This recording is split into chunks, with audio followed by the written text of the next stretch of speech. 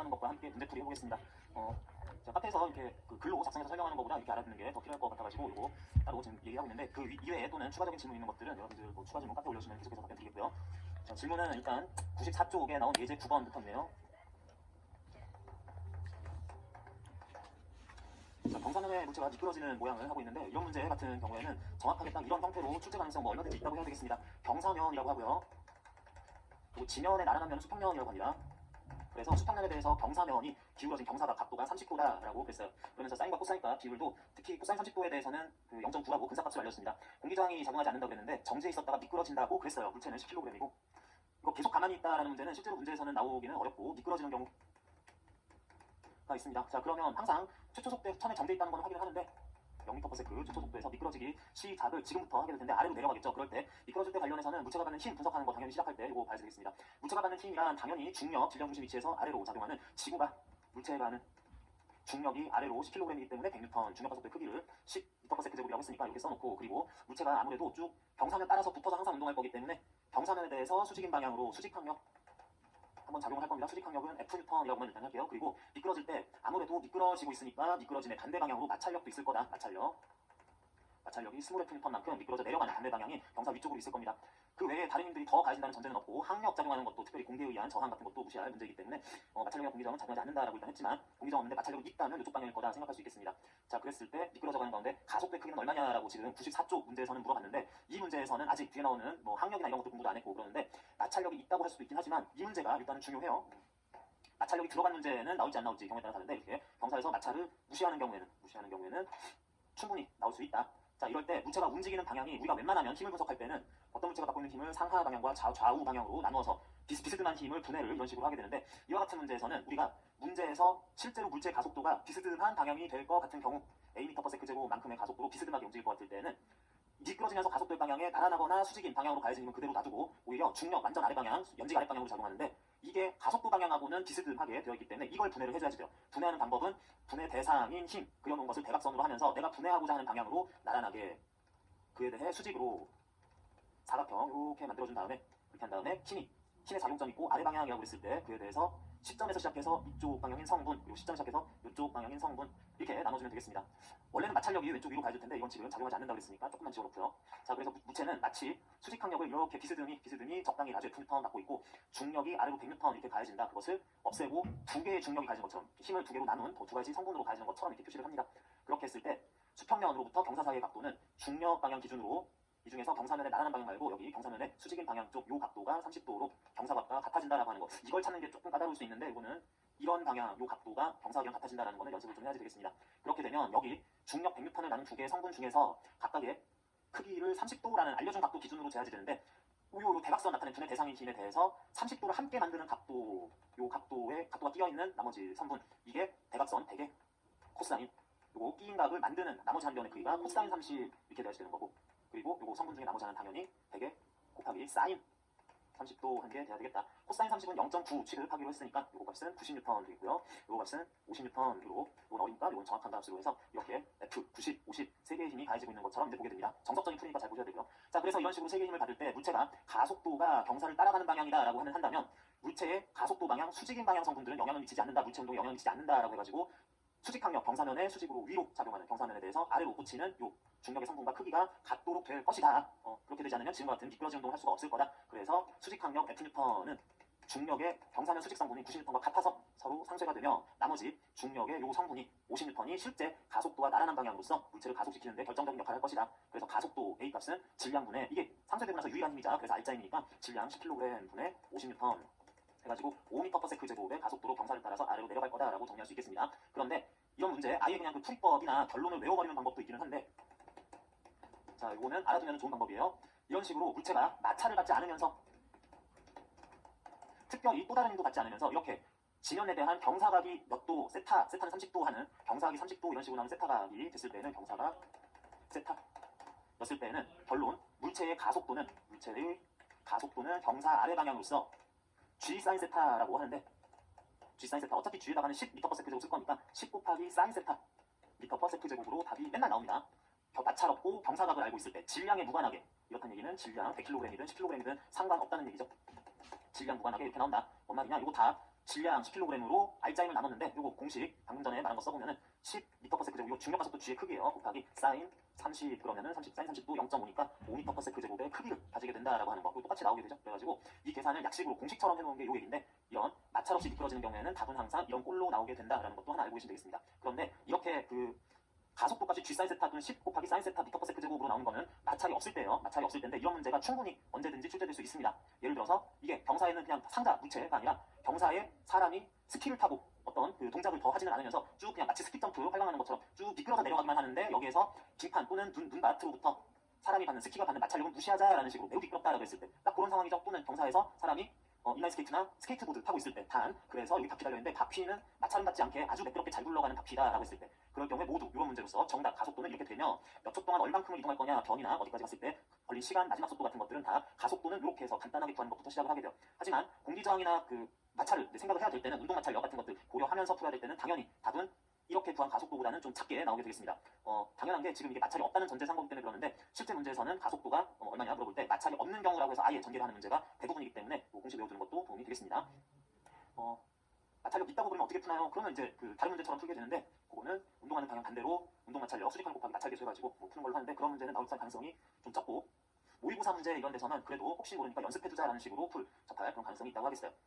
자, 요게 94쪽 문제였었고, 다음 질문은 6쪽 문제네요. 또 이거요? 96쪽의 11번 문제를 또 질문을 하셨으니까 뭐 보기는 봐야죠. 자, 여기서는 마찰력 또한 가해질 수도 있고 외력까지 가해지는 문제인데, 이 문제는 실제로 시험에서 나올 가능성은 매우 낮습니다. 이 정도까지 해가지고 마찰력을 다루거나 외력도 이렇게 여러 개가 한꺼번에 가해지고 있는 경우는 얘기하기가 조금 힘들어요. 지금 이것도 30도라고 하겠습니다. 0.5라디안이기는 한데 대략 0.5라디안은 30도 취급하자라고 해서 30도인 걸로 두고 보겠습니다. 그래서 이제 코사인 30, 사인 30도 나와 있는데, 질량은 60kg이고 경사에 나란하도록 F1, 경사에 나란하도록 F2가 경사 아래쪽 위쪽으로 서로 다른 방향으로 이렇게 가해지고 있습니다. 그럴 때 상황에 따라서 이게 상황 그 무체가 무슨 힘 받고 있는지를 1, 2, 3, 4 바로 1, 2, 3, 4번에서 서로 다르게 접근을 하고 있습니다. 자, 그렇게 할 때 뭐 여러 가지 이제 마찰계수도 얘기가 나왔는데, 자, 1번 먼저 가볼게요. 자, 무체가 어떤 상황이든 미끄러지든 정지있든 무슨 외력을 또 받든 간에 중력은 당연히 항상 여기 질량 중심 위치에서 아래로 받는 것부터 시작을 한다. 앞에서 풀어본 문제처럼 이것도 마찬가지 60kg이니까 600N을 받을 것이다 라고 하면서, 이것에 대해서 동그라미 1, 2, 3번에서 중력의 뭐 이런 수직 성분, 수평 성분과 경산을 받는 수직 항력의 크기까지도 같이 구해보라고 했습니다. 자, 먼저 중력 먼저 해결하고 갑시다. 중력, 이것을 이 역시 가만히 있을 때는 별 문제 없는데, 미끄러지기 시작을 하면은 이런 힘들 더 가해진다 그럴 때 경사면 따라서 미끄러지면서 빨라지거나 느려질 수도 있고 올라갈 수도 있고 하다. 움직일 방향, 가속도 방향이 이 경사면의 나란한 방향일 것이다. 내려가는 올라가는 방향, 그건 나중에 보고요. 그렇다면은 비스듬한 벨로드롬에서 자전거나 사람 달리기를 하거나 움직이고 있을 때 높이는 변하지 않으면서 곡선주로 벨로드롬에서 뛰어가고 그럴 때는 뛰어가면서 또 미끄러져 내려가거나 미끄러져 올라가거나 그러진 않아요. 높이가 변하면서 경사면을 달리진 않는데, 이런 문제는 경사면에서 스케이트보드, 스키, 활강 같이 미끄러져 실제로 내려가고 올라갈 수 있는 그런 경우에 쓰는 방법입니다. 가속도가 경사를 따라서 일단은 있을 거다를 전제로 해서 푸는 문제는, 방금 전에 얘기한 것처럼 그런 경사면에 나란한 방향의 힘, 수직인 방향에 있는 힘은 그대로 두는데, 오히려 연직 아랫 방향이라서 가속될 방향에 대해 비스듬한 방향의 힘은 분해를 해줘야 되겠다. 분해하는 요령은 이걸 그 대각선으로 가지는 직사각형을 하나 그리자. 대각선으로 가지면서 내가 원하는 방향 나란하게 이 벡터 표시 화살표로 한 요 양쪽 시점과 종점을 지나는 나란한 선분 두 개를 긋자. 그리고 그것에 수직인 선분을 두 개를 이렇게 긋자. 그러면은 이렇게 생긴 직사각형 하나가 나오게 되는데, 이 직사각형의 네 변 중에서 두 변을 여기 화살표 시작되는 시점에서 선택해서 하나 보고, 시점에서 또 저쪽으로 가는 거 선택하고, 나머지는 이제 보조선으로만 쓰면서 이 두 개의 화살표로 그런 힘으로 분해가 될 것이다 생각을 하고요. 그러면 600N을 없애버리면서 이 두 개의 힘이 가해지는 것처럼 볼 수 있게 되는데, 그럴 때 이 두 개의 힘의 각각의 크기를 구하는 것이 경사도를 활용하는 거다. 이렇게 할 때 이 경사각의 크기만큼이 중력에 대해서 경사면에 내리 꽂히는 방향으로의, 경사면에 나라는 쪽 아니라 경사면에 내리 꽂히는 쪽으로의 각도가 중력의 성분을 구할 때 요게 바로 그 각도다라고 이렇게 구하자. 그런 다음에는 삼각함수 써서 삼각함수에서 직변 곱하기 코사인 또는 사인 30 그럴 때 직변과 함께 원하는 각도를 함께 만드는 30도가 끼어있는 두 변 중에 짧은 거, 요것이 600 곱하기 코사인, 끼어있는 각 만드는 나머지 변이 코사인 30도 곱한 값이 되고, 요거는 그러면은 30도하고 좀 상관없는 그런 변이니까 요거는 600 곱하기 크기가 사인 30이다. 사인 30도다라고 해야 되겠네요. 그래서 600 곱하기 코사인 30 하면은, 코사인 30은 0.9라고 했으니까 600 곱하면 540N 크기, 이쪽 방향으로 이거는 300N 크기 이렇게 했습니다. 여기까지 푸는 방법은 방금 전에 앞에서 풀었었던 94쪽 9번 문제하고 문제 풀이 과정이 똑같았어요. 자, 그랬는데 이런 두 힘 각각 경사의 나란한 힘 성분 300N, 경사의 수직인 힘 성분 크기 540N 구했으면, 이제 600N은 효과가 이제 없을 거니까 600N을 이렇게 두 개로 나누어서 분해해서 구해놨으니까 지워버리고요. 그 외에 무체가 또 받을 수 있는 걸 더 생각해봅니다. 여기 물체는 지금 미끄러져 내려가거나 올라가는 것 기준으로 물체가 경사면에 계속 닿아 있을 거기 때문에 그 면으로부터 수직으로 밀리는 방향으로 이쪽으로 수직 항력을 가질 것이다. 수직 항력의 크기는 아직 모르니까 라지 F뉴턴이라고 이렇게 두겠습니다. 그 외에 외부에서 사람이 막 쳐서 밀든 이쪽에서 막으면서 뭘 탁탁 밀면서 어떻게 버티는 사람이 여기 있었든 물체가 받을 힘만 표시하는 F1과 F2 역시 실제 문제에서는 사람이 등장할 확률이 높겠죠. 이 받을 힘이 있을 것이고 또한 물체가 바닥과 접촉하면서 수직 항력 이외에 경사 윗방향 또는 내려가는 방향으로 마찰력도 받을 수 있다. 마찰력은 크기는 스몰 F 뉴턴으로 한번 표시를 해볼게요. 그래서 이런 힘들 최대 중력을 분해한 것까지 생각하면 하나, 둘, 셋, 넷, 다섯, 먼 거 어떤 방향으로 여섯 번째 총 6개의 힘도 받을 수가 있어요. 자, 그래서 일단 1번은 중력 성분을 나눠봤을 때 이게 경사에 대해 나란한 성분은 300N, 경사에 대해서 수직인 성분은 수직으로 꽂히는 방향으로 540N 되겠다라고 하자. 그리고 지금 받고 있는 힘들 보면은 경사에 대해서 수직으로 꽂히는 방향 요거 그리고 요거 떠받치는 밀리는 방향 수직 항력이 서로 반대 방향으로 있는 것 말고는 중력의 경사 나란한 성분 F2, F1 작용한다면 마찰력 같은 것들은 모두 경사에 나란한 힘들이에요. 그랬을 때 물체는 정지 있든 미끄러져 내려가든 올라가든 하면서 경사하고 나란한 방향 움직임을 가질 거기 때문에 경사의 수직일 방향 힘들은 그 효과 가속도를 물체에다가 계산하는데 영향이 없을 것이다. 결론 보고 이렇게 그 적당한 크기의 것을 끼워 맞춰주는 겁니다. 어떻게 보면 끼워 맞춰준다는 표현이 가장 정확한데 그래서 이 힘들의 효과는 발생하지 않을 거야. 나머지는 뭐 방향 보니까 발생할 수도 있네 싶어서 두 힘은 발생하지 않도록 상쇄돼야 되기 때문에 경사의 수직으로 내려가는 방향으로 540이었으면 경사의 수직으로 미는 방향으로서도 이것도 540N 크기가 되면서 둘은 상쇄의 효과가 나서 이제 미끄러져 내려가거나 올라가는 그런 방향 가속도 효과만 얻게 될 것이다 라고 해서 경사로부터 받는 수직 항력의 크기는 540N이다까지는 일단 알 수 있습니다. 나머지 힘들 가지고 이제 2번부터 풀어줘야 되겠네요. 자, 그 다음에 2번 경사면으로부터 받는 물체의 최대 정지 마찰력과 운동 마찰력의 크기는 각각 얼마냐 그랬는데 최대 정지 마찰력 이것도 질문이 계속 나오게 될 겁니다. 최대 정지 마찰력이라 그러면은 일단 여러분 최대 정지 마찰력은 벡터량이에요, 스칼라량이에요? 마찰력이긴 하지만 최대 정지 마찰력은 굳이 얘기하면 스칼라량이라고도 할 수가 있는데 사실은 이거는 무슨 물리량이다라고 얘기하기가 조금 힘들어요. 무슨 말이냐면 최대 정지 마찰력은 물체가 만약에 정지 마찰력을 받을 상황이다라고 그랬을 때 운동 마찰력 상황이 아예 아니고요. 정지 마찰력을 받을 상황이다라고 할 때 그 정지 마찰력의 방향은 뭐 그때그때 다를 수 있는데 어느 방향으로 정지 마찰력이 작용하든 그 마찰력의 최대 크기 한계값을 최대 정지 마찰력이라고 부른다라고 그래야 되겠습니다. 그렇기 때문에 최대 정지 마찰력은 방향 없이 그냥 숫자만 구하는 것으로서 최대 정지 마찰력 정지 마찰 계수 곱하기 그래도 현재 상황에서 그 경사면에 대해서 정사면 물체가 받는 수직 항력의 크기 이렇게 해서 계산은 일단 가능하다.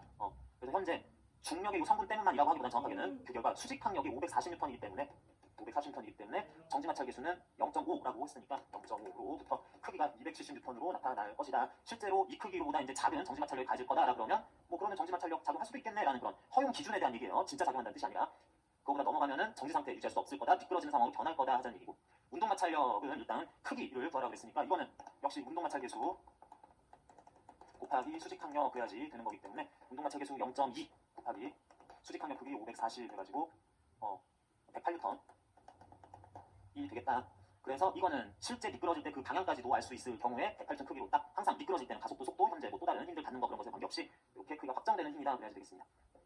3번 이제 F1과 F2가 크기가 어떻게 된다라는 것이 이제 여기에 조건으로서 들어가면서 이렇게 되는데 요 정도까지는 운동 마찰 계수나 정지 마찰 계수의 의인이 작용하는 상황 그것도 또 경사면일 때 그 정도까지는 여러분들이 좀 풀이하는 게 어느 정도 연습이 필요합니다. 그러는데 그 F1과 F2가 작용을 하면서 3번과 같은 경우 요거까지는 그래도 한 번은 풀어볼 수도 있습니다. F1과 F2가 어차피 없을 거기 때문에 F1과 F2가 0N으로 될 거니까 풀어보는 게 한 번은 필요하긴 합니다. 그런데 4번처럼 외력이 또 작용하는 경우까지는 굳이 뭐 이렇게 정확하게 다 알고 있을 필요는 없어요. 이 정도는 좀 그 실전 문제에서는 나오기 어려운 정도 난이도이기 때문에 연습한다는 의미만 있을 건데 자 3번에서는 최초의 정지에 있습니다.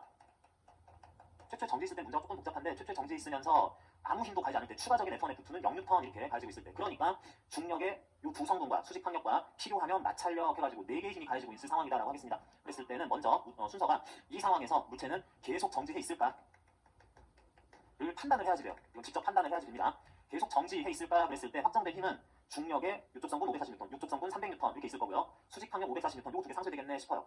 그런 다음에 계속 정지 있으면 이거 남았는데 이것이 마저 상쇄가 돼서 효과가 나타나지 않으면 계속 정지 있을 수 있을 거다. 그러려면은 이 마찰력이 요 중력의 경사 나란한 성분을 상쇄하기 위해서 경사 위쪽 방향으로서 또한 같은 크기 300N으로 이렇게 가해진다면 그렇다면 상쇄 돼가지고 계속 정지 있는 상황이 있을 것 같아요. 그래서 뭐 정지 마찰력으로서 정지 있을 거니까 정지 마찰력으로서 이런 힘 가해지면 좋겠다라고 싶었는데 과연 이게 가능한가라는 거 판단을 해야 된다. 이거는 혹시 하면서 알아본 거고 300N으로 정지 마찰력 가해지는 게 가능하냐라고 그러면서 최대 정지 마찰력과 지금 내가 정지해 있으려면은 필요한 마찰력을 비교했더니 270보다 크죠. 그렇기 때문에 이 판단이라는 게 그거예요. 정지 마찰력이 최대 정지 마찰력 그 상한선보다 작기는 하냐 아니면 혹시 크냐라는 거 요걸 이제 판단을 한다는 뜻인데 지금은 정지를 계속한다는 전제하에 요구되었던 정지 마찰력 300N이 270 최대 정지 마찰력 크기보다 더 크기 때문에 판단 계속 정지해 있는 건 안 된다. 그건 불가능하다 그래야지 되겠습니다. 그러면 어떻게 되냐? 미끄러져야죠. 이게 지금은 불가능한 상황이기 때문에 미끄러진다. 자, 300N 가해지는 이 힘을 상쇄하지 못해서 이런 큰 힘은 난 가할 수 없어 하는 거기 때문에 미끄러진다면 아래쪽으로 경사 아래를 향해서 미끄러지게 될 거다. 그래서 미끄러진다면 갑자기 물체가 경사면에서 미끄러지는 상황이니까 마찰력이 작용할 때는 운동 마찰력 양상으로 작용할 것이다 라는 것이 확정이죠. 그래서 경사면에 대해서 미끄러질 반대 방향으로서 운동 마찰력 계산한 108N이 경사 위로 작용을 하게 된다 하겠습니다. 그래서 운동 마찰력이 이 상황이라면 작용할 상황이다 그래야 되겠고, 그러면 물체가 받는 알짜 힘은 어떻게 되겠느냐? 마찰력 방향, 경사 위쪽 향하는 방향으로 108N 크기까지 되고요. 물체가 받는 알짜 힘과 물체 가속도 받을 4개의 힘들 중에서 수직항력과 중력의 요 경사 수직성분은 상쇄됐었고, 경사 아래쪽으로 300N, 경사 미끄러지는 반대 방향이다 보니까 요것의 반대 방향으로 108N 가해지는 것, 요거 알짜 힘만 구하면 실제 알짜 힘 되지겠네요. 그래서 아무래도 아래쪽이 크니까 경사 아래 방향으로 300 마이너스 108 해가지고 경사 아래쪽 방향으로 192N. 이렇게 하면은 알짜 힘 구하는 거 되겠고요. 모든 힘이 알짜 힘 됐습니다. 그걸 다시 60kg으로 나누면 가속도도 구하라고 그랬네요. 경사 아래 방향으로서 192N을 60kg으로 나눠주면은 그런 방향으로의 가속도 나오겠다. 그래서 계산해보면은 3.2 m/s 크기 이렇게 나오나요? 경사 아래 방향을 향해서. 자, 이렇게 된다. 해서 지금 문제 11번에 바로 3번을 한번 풀어보기는 했는데, 이렇게 미끄러질지 계속 정지했을지 판단해야 되는 문제는 나올 수도 있고 안 나올 수도 있는데 안 나올 확률이 훨씬 높습니다. 이거까지 판단하려고 그러면 너무 어려운 문제고, 그리고 미끄러지는 것을 알았는데 최대 정지 마찰력에 비해 현재 가해진다면 했을 미끄러지지 않아서 가해질 수 있을 정지 마찰력 불가능한데요 이런 판단도 하는 거 시험에서 나올 확률이 현저히 낮고요. 그래서 미끄러지는 걸 전제로 다시 운동 마찰력 적용해서 알짜 힘 구하거나 이렇게 하는 거, 미끄러지는 게 확실했다면 요 가속도 구하는 거 그 이후까지 여기부터 그 이후에 변이나 속도 구하는 건 더 물어본 거는 나올 수도 있긴 합니다. 이 정도도 마찰력 관련해서 가장 어려울 수 있는 문제 유형 수준이었었고, 당장에 2025학년도 시험 문제에서 마찰력, 운동 마찰력 정지할 때까지 운동 마찰력 구하고 그런 문제가 실제 나왔었기 때문에 그래도 경사를 활용해서 내는 문제가 나올 수도 있기는 하지만, 그래도 바로 2026학년에 또 나올 확률은 좀 낮다고 저는 보긴 합니다. 그래서 이 정도는 한번 참고는 하되 너무 크게 스트레스 받지는 마시라 하는 말씀만 드리고요.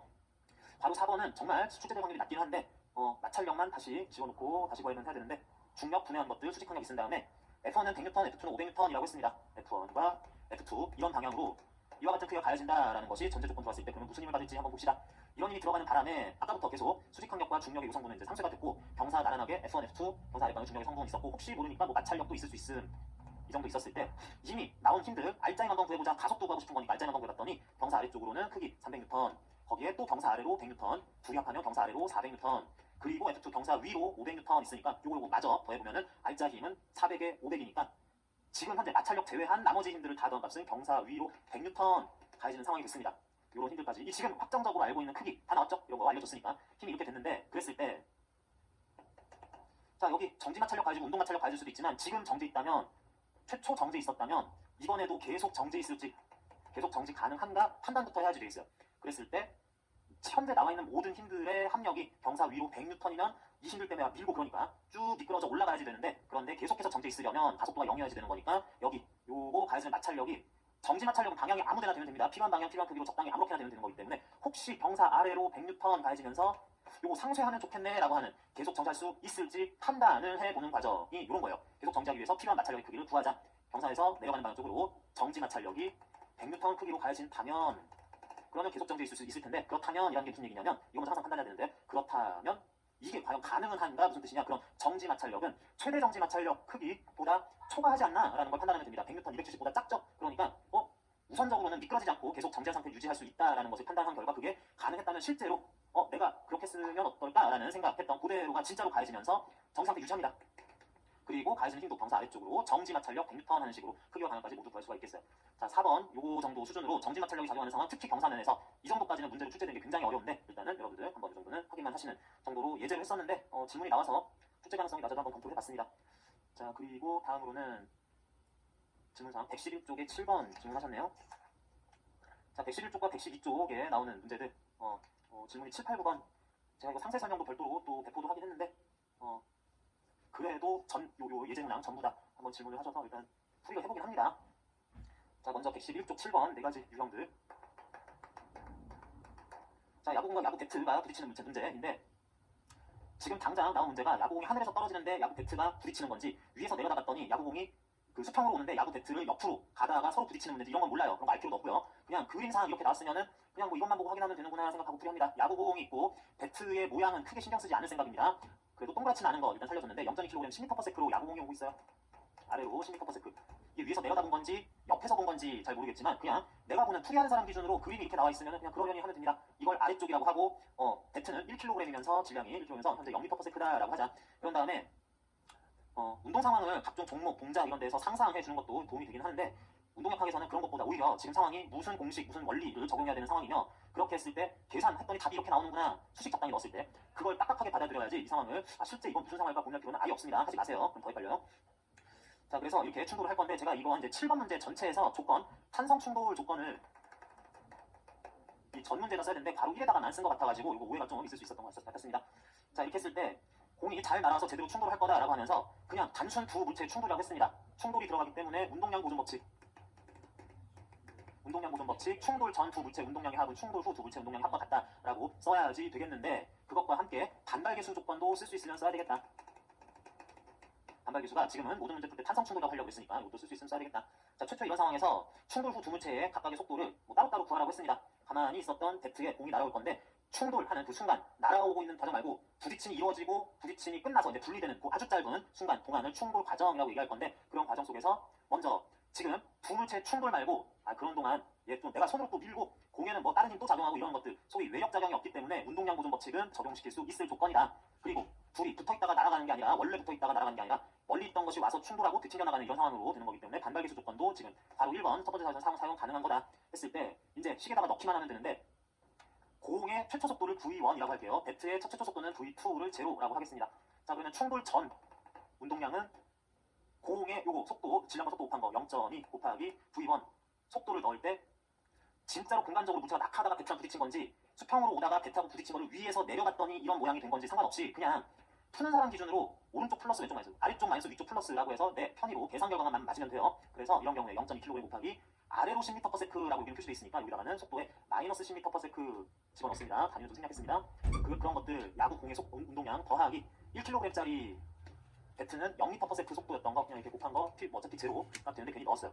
그런 결과 충돌 후에 어떤 속도 되는 것들 0.2kg에도 넣어야지 되겠고 1kg에도 넣어야 되겠고 한 거 더해야 이게 운동량 보존 법칙 사용한 게 되는데 더 이상 넣을 게 하나도 없네요. 그래서 계산을 더 이상 못해요. 나중 속도 공의 나중 속도 V1'이나 배트의 나중 속도 V2' 이거를 둘 다 몰라요. 그래서 풀기 어려운데 그냥 반발계수나 써봅시다. 반발계수는 둘 중에 하나로 쓰면 되겠어요. 충돌 전에 1-2분의 2-1으로 순서 바꿔서 쓰든지 아니면 2-1분의 2 빼기 1 분의 1 빼기 2 여기서 얘기하는 거는 1 V1 V1 V2 2'에서 1 빼기 2분의 2' 빼기 1'인지 2 빼기 1분의 1' 빼기 2'인지 이 순서 바뀌어도 상관없다는 얘기입니다. 요거 쓰기겠다 그러면 이 안에서 요거 쓰기겠다는 요 안에서만 순서만 지켜주면 되겠어요. 자, 그래서 첫 번째 식 모양으로 쓰면은 V1이라고 하는 거는 아래로 10m/s 속도 요거 그대로 마이너스 10 하고 빼기 제로 해주고 이번에는 2' 먼저 써야 되죠. 요거 먼저 써야 되겠다. V2' 빼기 V1' 써줘도 탄성 충돌이기 때문에 반발계수가 전체 1 나와야지 되는 거고 또는 요거 쓸 때에도 마찬가지입니다. 나는 분모에서 배트 빼기 공부터 시작할래. 그러면 V2 0 빼기 V1 마이너스 10 하고 그 다음에 순서만 지켜주면 됩니다. V1' 빼기 V2' 이렇게 써주면 되겠어요. 그러면은 답은 이제 딱 맞아떨어지게 된다. 자, 그래서 이렇게 쓰고 싶은 게 식들이 나왔는데 자, 요게 한 가지 주요 포인트입니다. 어떤 식 하나, 운동량 보존 법칙, 반발계수식 뭐 하나를 써가지고 깔끔하게 요거 했더니 뭐 하나 나왔네, 요거 했더니 또 바로 나오는 게 아니라 여기서도 V1', V2' 충돌 후에 배트와 공의 속도가 안 나오고 반발계수 쓴 것에서도 그런 게 딱히 안 나와요. 그렇다면은 요거 사용을 할 때 우리가 지금 수평 방향 운동은 무시를 하고 있고 수직 방향에 대해서 아무튼 내려간다, 정지해 있다, 튕겨 올라가는 위로의 속도가 될 수 있다, 아래로 밀리는 속도가 될 수 있다 이런 것들 예단하지 말고 속도에다가 넣을 때 모르는 속도는 방향을 모르는 경우 플러스 방향으로 가려니라고 그냥 생각을 합니다. 모르는 경우에는 플러스려니라고 해요. 무슨 말이냐? 공은 배트하고 부딪힌 다음에 좀 밀고 내려갈 수도 있긴 한데 V1'은 위쪽 방향 속도이다 라고 그냥 전제를 깔아버려요. V2'도 치고 나서 뒤로 뭐에 얻어맞았지만 튕겨서 올라갈 거다 라고 이상한 생각인 것 같지만 그렇게 해버립니다. 그래서 여기 대입을 할 때 마이너스 V2 뭐 이런 식으로 V2' 될 거다 이런 거 하지 말고 위로 간다니까 하면서 이렇게 그냥 써줘요. 그리고 마찬가지 운동량 보존 법칙 식에다가 넣을 때도 0.2kg 공의 속도는 알아서 플러스 방향으로 되겠지 하면서 V1' 그대로 넣고 여기다가도 배트도 공 부딪힌 다음에 위로 갈 것 같아 하는 것처럼 마치 그런 것처럼 V2' 그리고 마이너스도 이런 거 안 붙이고 식에다가 그대로 대입만 합니다. 이상한 것 같아도 이렇게 하는 거예요. 원래 이렇게 하는 겁니다.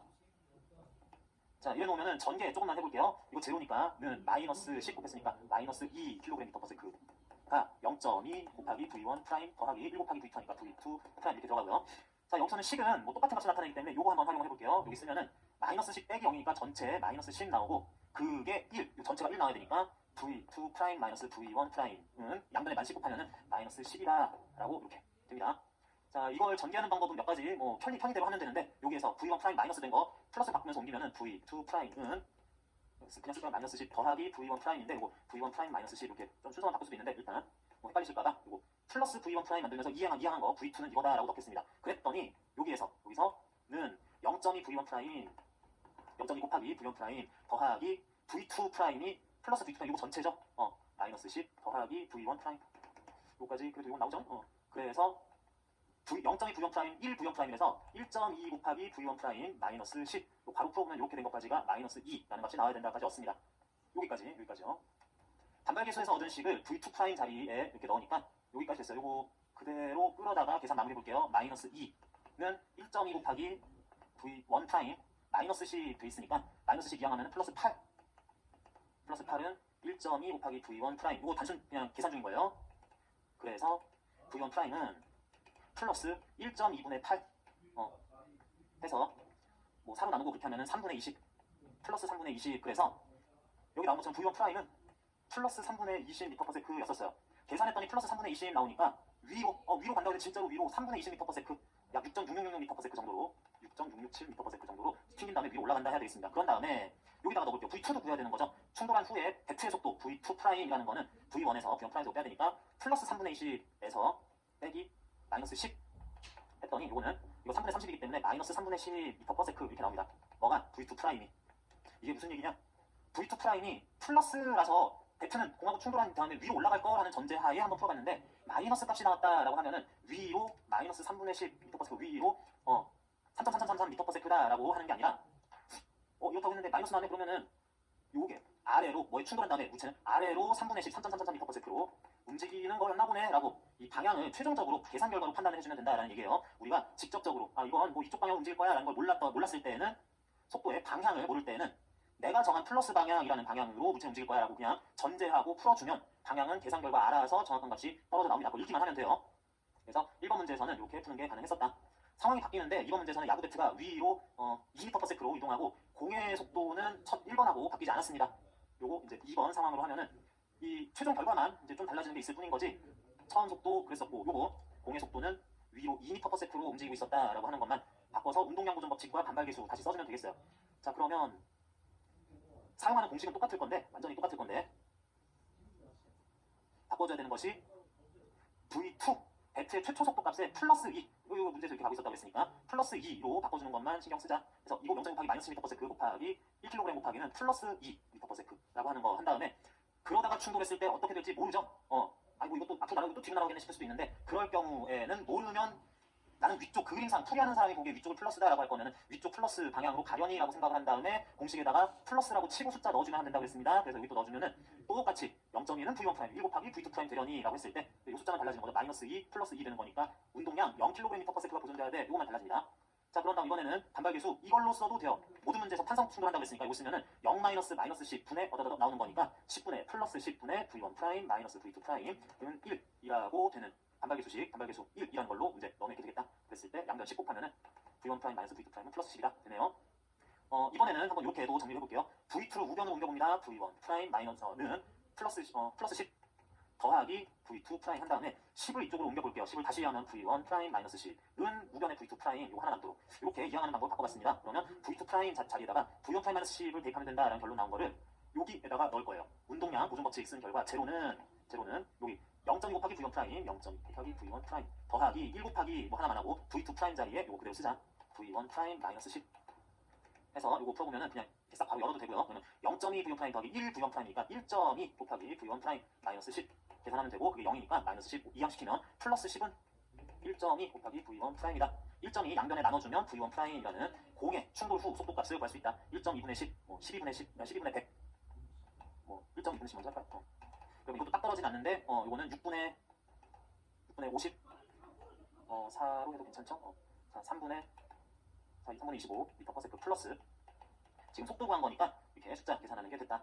그래서 V1 프라임이 3분의 플러스 25 나왔으면은 V2 값도 마저 구해야죠. 여기다가 플러스 3분의 25 빼기 10 한 거 넣어주면은 마이너스 3분의 5 미터 퍼 세크가 바로 V2 프라임 값이다. 그래서 이번에도 역시 공의 속도는 플러스 3분의 25 플러스 3분의 25 위로 3분의 25 8점 몇 미터 퍼 세크 정도로 이렇게 날아가게 되고, 그리고 배트의 나중 속도 알아봤더니 배트의 나중 속도는 마이너스 3분의 5예요. 이거는 마이너스 3분의 5 미터 퍼 세크. 이게 뭐냐 했더니 위로 움직일 거다라는 걸 전제로 했는데, 배트 이렇게 오다가 공 이렇게 오다가 충돌한 다음에 배트는 이렇게 될 줄 알았는데 배트는 이게 뒤로 아래로 밀려가네 하는 게 계산상 이렇게 1.667 미터 퍼 세크 정도로 이렇게 배트 좀 밀리는구나 라고 하는 거를 또한 구할 수 있었습니다. 그래서 문제에서 속도가 어떻게 될지, 특히 방향을 모를 때에는 내가 정한 좌우 방향 충돌이거나 그랬으면 오른쪽으로, 상하 방향으로 보이는 충돌이 있으면 위쪽으로 가려니라는 속도 방향 기준으로 해서 이렇게 문제 풀어주면, 그러면 소위 잠깐만요. 이 계산이 맞나요? 30. 검토 잠깐 암산해보니까 안 맞는 것 같은데 8 나와야 되는데 1 곱하기 마이너스 10에 1 곱하기 2 미터 퍼 세크 썼고, V1 2개 10분의 1 곱하기 플러스 10 플러스 V2 프라임 1.1 맞는 것 같네요. 분수 계산이 잘못나 싶은데 4, 32, 4 그렇게 되는 것 같죠. 그래서 이렇게 되는 거 속도를 모르는 경우에는 이처럼 좀 뭐랄까 플러스 방향 이전이라고 전제한 다음에 풀어주는 것으로 전제해서, 만약에 답이 마이너스 나왔다고 하면 그 방향 아니었네 하고 거꾸로 써주기만 하면 되겠습니다.